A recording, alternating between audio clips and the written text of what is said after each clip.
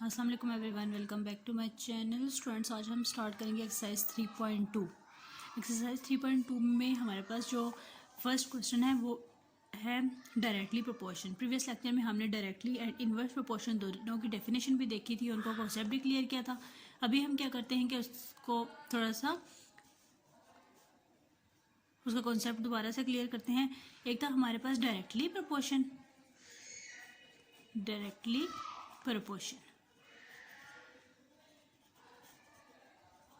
Directly proportion में हमारे पास क्या है कि अगर कोई भी हमारे पास दो क्वांटिटी हैं, ठीक है, एक्स एंड वाई है। अगर हमारे पास एक क्वांटिटी इंक्रीज हो रही है तो दूसरी भी इंक्रीज हो रही है, अगर एक डिक्रीज हो रही है तो दूसरी भी डिक्रीज हो रही हो, ये हमारे पास क्या है, directly proportion. For example y हमारे पास क्या है, इंक्रीज हो रहा हो, ठीक है, तो एक्स भी क्या हो रहा हो, इंक्रीज, तो ये हमारे पास क्या है, डायरेक्टली प्रोपोर्शन। ठीक है, यानी कि अगर एक क्वांटिटी में इजाफा हो रहा है तो दूसरी क्वांटिटी में भी इजाफा हो रहा हो, अगर एक में कमी हो रही है तो दूसरी में भी कमी हो रही है, ये हमारे पास है डायरेक्टली प्रोपोर्शन। इसको हम मैथमेटिकली कैसे रिप्रेजेंट करते हैं, वाई डायरेक्टली प्रोपोर्शनल एक्स। ठीक हो गया, इसे कैसे पढ़ते हैं, वाई डायरेक्टली प्रोपोर्शनल एक्स, और इसे कैसे लिख देते हैं, Y equal to k x. ठीक है, अब यहाँ पे के नॉट इक्वल टू जीरो, ठीक है, वेयर के नॉट इक्वल टू जीरो, ये हमारे पास है डायरेक्टली प्रोपोर्शनल। ठीक है, इसका कॉन्सेप्ट हमने प्रीवियस लेक्चर में जो है वो क्लियर किया था, आप प्रीवियस लेक्चर में जाकर देख सकते हैं, directly proportional and inversely proportional. अब हम आज इसके क्वेश्चन स्टार्ट करेंगे। क्वेश्चन नंबर 1 है हमारे पास, क्वेश्चन नंबर 1 है, if y varies directly as x and y equal to 8 when x is equal to 2, find हमने क्या करना है, y in terms of x। ठीक है, डायरेक्टली प्रोपोर्शन हमने फाइंड क्या करना है, डायरेक्टली प्रोपोर्शन। ये ऊपर हमने देखा था डायरेक्टली प्रोपोर्शन को हम कैसे मैथमेटिकली रिप्रेजेंट करते हैं, y directly proportion x। Similarly ये देखिए फर्स्ट पार्ट है y in terms of x। अब इसको हम कैसे लिख सकते हैं, y डायरेक्टली प्रोपोर्शनल x और y equal to k x. ठीक है, वेयर यहाँ पे हम लोग लिख लेते हैं, where k is constant, k is constant of variations,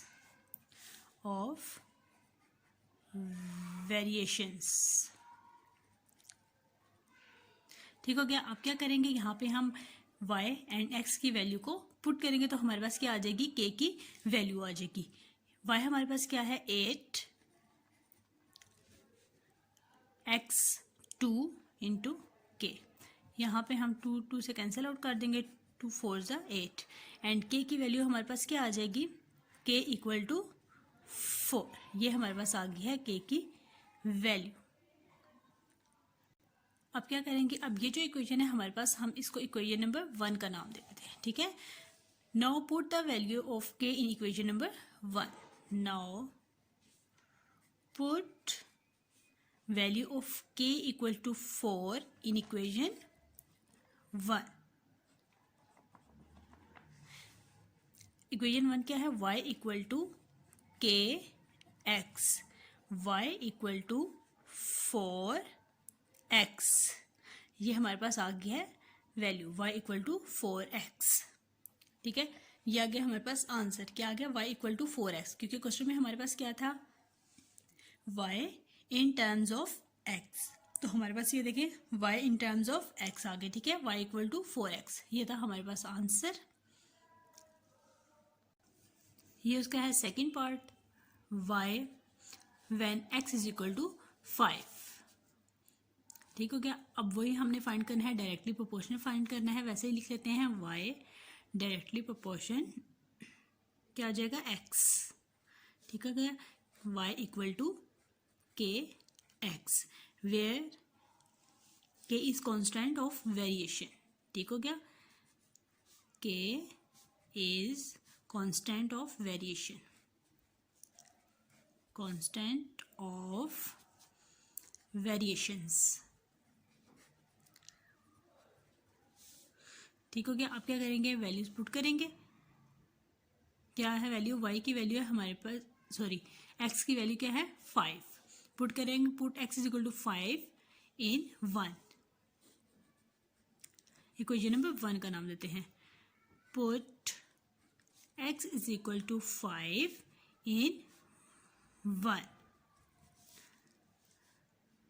y equal to k, x की क्या वैल्यू है 5k, ठीक हो गया। हमारे पास आ गया y is equal to 5k। अब क्या करेंगे, हम यहाँ पे k की वैल्यू को पुट करेंगे। k की वैल्यू हमारे पास प्रीवियस जो पार्ट था उसमें क्या आई थी, k इक्वल टू 4, ठीक हो गया। अब इसको पुट करेंगे इक्वेशन में, y is equal to 5 into 4, y is equal to 5 4 ज़ा 20, ठीक है। ये आ गया हमारे पास आंसर, क्योंकि हमारे पास जो क्वेश्चन था वन था, if y varies directly as x and y equal to 8 when x is equal to 2 find, हमने ये करना, ठीक है। फर्स्ट पार्ट हमने ये सॉल्व किया। सेकंड हमारे पास हमें ये क्वेश्चन गिवन था when x is equal to 5, वैसे ही हमने फार्मूला लिखा y डायरेक्टली प्रोपोर्शन x, फिर y को इक्वल किया kx, के हमारे पास क्या है कांस्टेंट ऑफ वेरिएशन, फिर यहाँ पे हमने k एंड x की वैल्यूज को पुट कर दिया, तो हमारे पास वैल्यू क्या आ गया y इक्वल टू 20। एंड ये था हमारा आज का लेक्चर। एक्सरसाइज जो है वो क्या है 3.2 क्वेश्चन नंबर 1।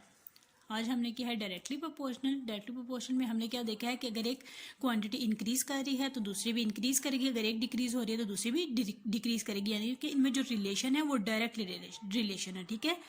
अब नेक्स्ट लेक्चर में हम इनवर्स जो प्रोपोर्शन है उसके क्वेश्चन करेंगे, उसको सॉल्व करेंगे। इनवर्स में क्या है, उनमें इनवर्स रिलेशन होता है, ठीक है। अगर एक वैल्यू जो है वो इंक्रीज कर रही है दूसरी डिक्रीज करेगी, और अगर एक डिक्रीज कर रही है तो दूसरी क्या करेगी, इंक्रीज करेगी, ठीक है। यह है इनवर्स वेरिएशन है। ये था हमारा आज का लेक्चर। उम्मीद है स्टूडेंट्स आप लोगों को समझ आ गई होगी। समझ आ गई है तो मुझे कमेंट सेक्शन में ज़रूर बताइएगा। ओके स्टूडेंट, अल्लाह हाफिज़।